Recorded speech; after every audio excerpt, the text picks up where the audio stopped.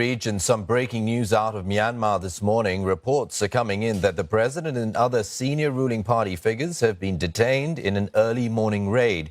And it comes days after the military refused to dismiss talk of a coup. The military remains angry over the election process, which it says was marred by fraud. Well, let's talk to Leong Wai Kit now for the latest.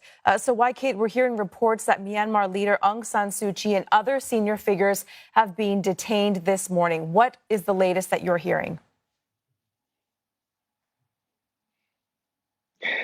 Well, guys, the latest is that I called earlier to a senior NLD member and I asked him specifically, can you confirm that there's a military coup in Myanmar? Now, his background was really noisy. There were a lot of people talking and the phone line was disconnected more than once. I tried texting him, and when I finally got through, he sounded relatively tired. And I asked him again, is there a military coup in Myanmar? He could only tell me that at this point, he says that State Councillor Aung San Suu Kyi, as well as President Win Myint, various chief ministers, as well as regional and state officials have been arrested by the army. And he told me that he is currently in Yangon, and he heard that the Myanmar army are now coming for him. So he said that he's waiting for them in his house. Now, this is what I can tell you.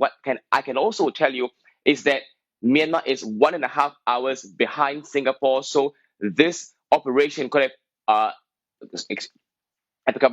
this operation could have taken place very early in the morning, which is a contrast to what the Myanmar army had posted late last night.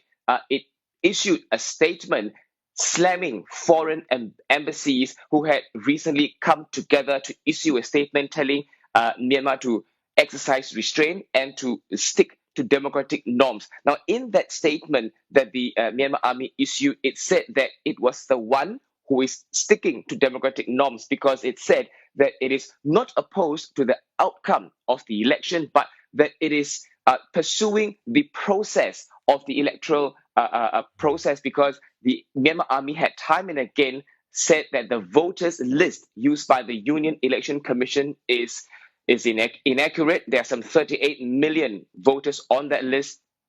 And the Myanmar army says that at least 10 million of those names are inaccurate, and therefore saying that there could be cases of electoral fraud. Now, at this point, we're getting a lot of news information and tweets coming in from in and beyond Myanmar talking about possible coup.